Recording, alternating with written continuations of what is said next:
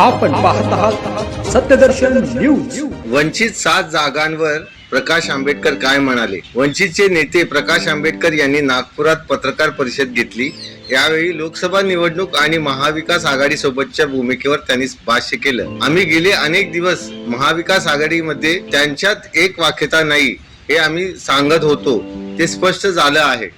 यांच्या वेगवेगळ्या आद्या बाहेर येत आहेत, त्यामुळे आम्ही भूमिका घेतली की तुम्ही तुमचा भांडण मिटवा, पण त्यांचं भांडण मिटत नाही, त्यांचा समझोता होत नाही। त्यात आम्ही जाऊन आणखी बिघाड करण्यापेक्षा आम्ही आमची भूमिका घेतली, असं प्रकाश आंबेडकर म्हणाले। भूमिका जी घेतली ती म्हणजे काँग्रेस पक्षाचे जे अध्यक्ष आहेत खरगेजी, त्यांना पत्र लिहिलं की मावियामध्ये तुम्हाला ज्या जागा देतील त्याच्यापैकी 7 जागांवरती आम्ही तुम्हाला पाठिंबा देत आहोत।